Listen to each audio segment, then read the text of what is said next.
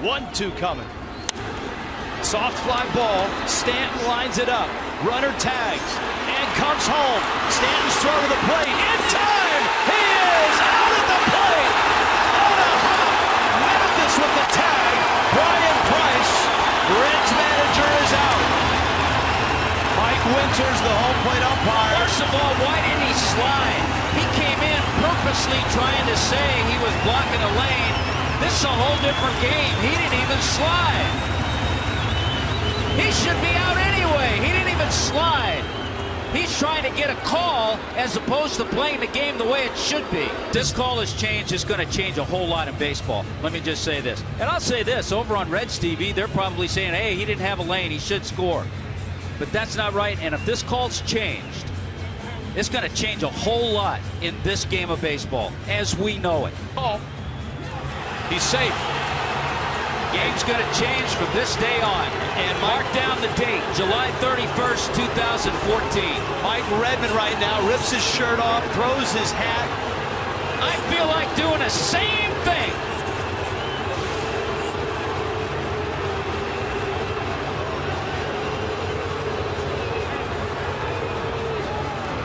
A major league catcher himself, Redmond. Get your money's worth, Red. Get your money's worth. Whoa there, fella. Calm down, okay? I was a young boy that had big plans. Now I'm just another shitty old man.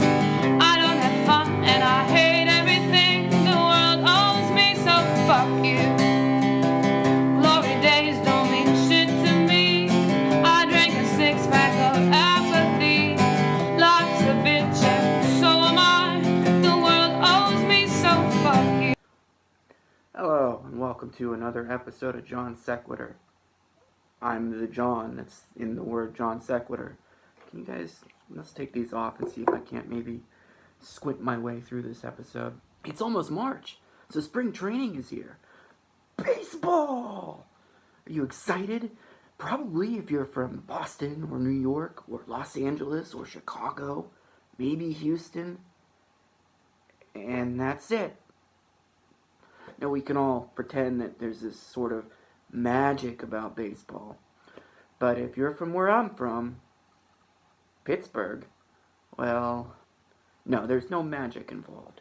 There are some of the most bitter human beings you can imagine who are fans of that team. It makes it no fun. Now the good thing about baseball is that like whenever baseball comes around, boy are you guys going to hear my lisp a lot in this episode. When baseball comes around, the weather's warming up, the snow's going away. It has a certain feel to it. But the sport itself has some issues.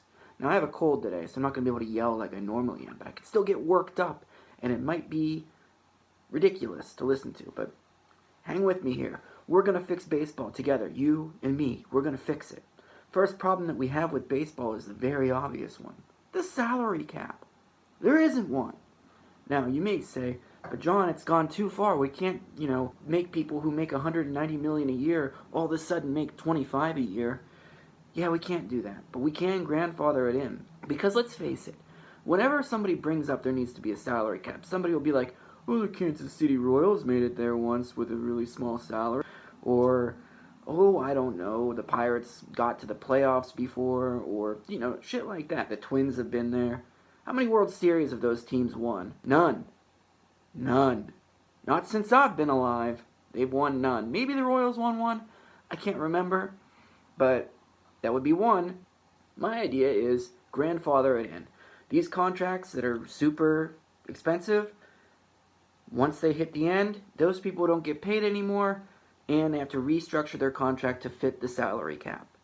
This is important, and there needs to be a salary floor too, in case certain teams decide they don't want to spend all the money that they're required to spend. There needs to be a floor and a cap, like other sports.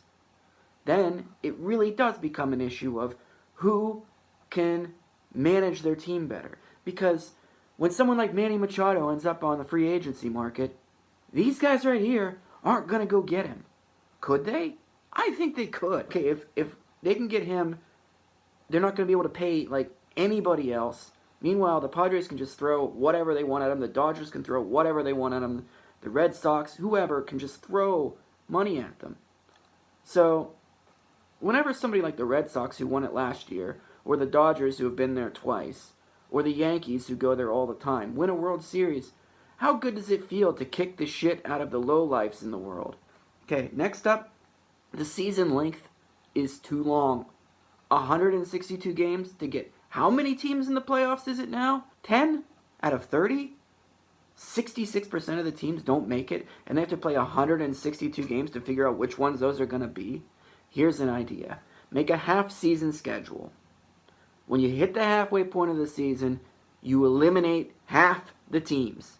Teams that are clearly no longer in contention are gone. Remake the schedule with the teams that are left, and then decide who goes to the playoffs. Or have more teams in the playoffs. Or have more teams in the playoffs and less regular season games. There used to be 152. I'm sure at one point there was 148. We don't need 162 games to figure out 1/3 of the league going to the playoffs. Because who the fuck wants to watch the Reds play the Rangers in September? Nobody wants to watch that. But they're still out there doing it 3 times a week. Shorten the season. Shorten it. Next up is the unwritten rules part. At the beginning of this video, we watched a guy rant and rave about how baseball is going to change. The one thing that baseball hates is change. They hate it. They get dragged kicking and screaming into change. You know why football succeeds? Because they embrace change. Same with hockey. They embrace change. Football has the great little thing where they can embrace change while at the same time pretending they don't like change. Nobody ever leaves football. People watch the Super Bowl, even though this year, nobody would watch that game if it wasn't the Super Bowl, because that game was super boring and they would have turned it off. But it's the Super Bowl. You gotta keep watching it, right? Baseball doesn't have anything like that. If a game gets out of hand, nobody's gonna stay tuned to find out what's happening. If a game is super boring and nobody's doing anything, no one's gonna stay tuned to see what happens. If it's not written, it's not a rule. Someone hits a home run and flips their bat, now you have to hit them with a ball. Where does it say that in the rule book? Nowhere. But it's unwritten. You have to run full speed around the bases, or at least jog. You can't walk. You can't showboat. Why? Baseball's boring to begin with.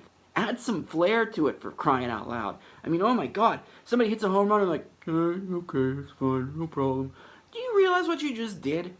You hit an object that's like that big, coming at you 90 miles an hour, maybe faster, maybe 100, and launched it over 400 feet, over a bunch of people's heads. Yeah, no, big deal. And then there's like, don't steal if you're winning by 10.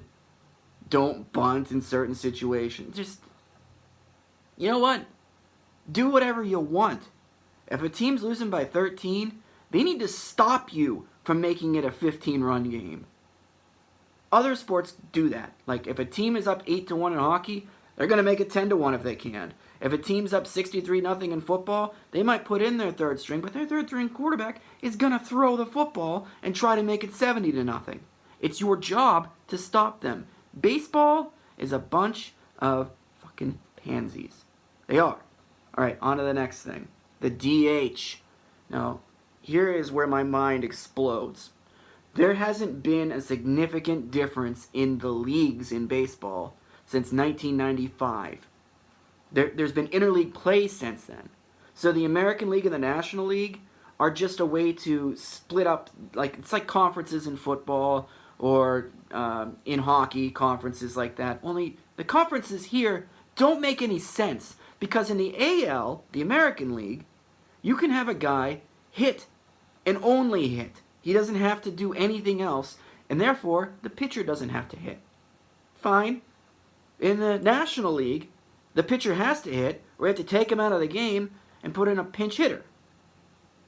Now, I don't care which way you go on this, but pick one. It's the same league. It is the same league. Major League Baseball is the same league. American League and National League mean jack shit anymore, because you literally have to play every single team now. It's not even like you play a couple of interleague games. You play every team in the league. So, pick one. If the NL is going to whine because now they have to get somebody to learn how to just hit, fuck them. if the AL is going to whine because, no, a bunch of guys were out of jobs, maybe learn how to play correct baseball. Maybe learn how to field. Or maybe be a bench player like they do in the NL. Come off the bench and hit once or twice a game. But pick one. There should be no split here. Now, I know, that's the way it's always been. You know how I feel about that, right? This is episode 6,000 of John Sequitur. You know how well I take that phrase. All right. My favorite part of baseball discussions, robot umpires. We have instant replay in baseball, but it can only be used for certain things, and it can't be used to determine foul balls or strikes or anything else.